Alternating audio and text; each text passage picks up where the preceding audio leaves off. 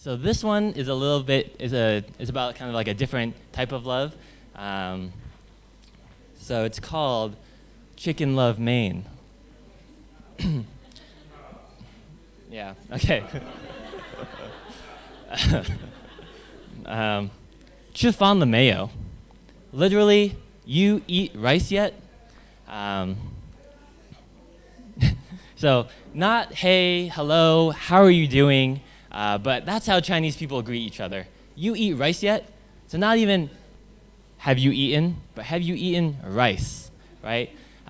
So rice apparently is real food. I remember my mom wouldn't accept that I ate pizza. She would say, have you eaten? And I'll say, yeah, I had pizza with my friends. That's not real food. Have you eaten rice?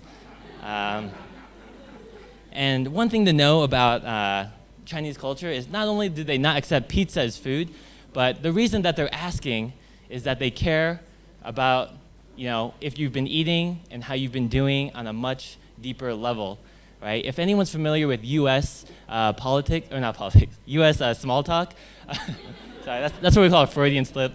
If anyone's familiar with the U.S. Small talk, it's common to be like, hey, how are you doing? I'm fine. Oh, I'm fine too. Okay, see you. But really, you might not be fine. The idea with chiffon le mayo is, I want to know, have you eaten? And right, that tells you a lot of things. It tells you, is this person economically okay? Do they have enough time to eat? Are they being taken care of? Are they taking care of themselves? And it really means something very deep. In the U.S., you have this sense that, anyone you see, you can say, hey, hello, how are you? I'm fine, great, okay, and you keep walking. I remember my first days here in Rwanda, I didn't really get that. I would I'd look at people and try to say hi, and they would just kind of stare at me, and we'd walk past each other. I'd steal a look back, and they'd be walking like this. Still looking at me, never saying a word. So there's just a different sense of how you greet each other in different places. And the last thing to know about chiffon le mayo is we do actually have hello and how are you doing, but you say chiffon le mayo to people that you care about, right? So you wouldn't say it to just anyone on the street. Like each stranger I see isn't, hey, have you eaten rice? You, rice? Rice? I'm not just kind of like, to everyone.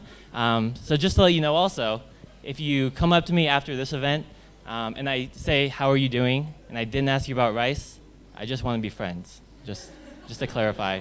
It's something deep, it's something personal. I'm not just gonna say it to anyone. And finally, I think my conception of food and love and that connection is also colored by my parents and my entire family really working in Chinese restaurants. So it'd be common, they don't all own Chinese restaurants, otherwise I'd be much wealthier than I am now. They all just work in them. So maybe my aunt will own the restaurant, my uncle will cook the food, my cousin will be at the front desk, and that kind of leaves me to be the one cleaning the tables usually.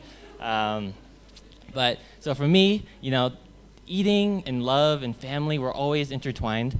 And I think it sounds weird to a lot of my friends when I share about that, because if you looked at my mom and my relationship, she would say things, or you would look at the things she did, and it would seem strange.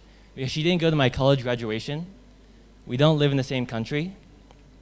But whenever she calls me, she always asks, have you eaten rice? Thank you.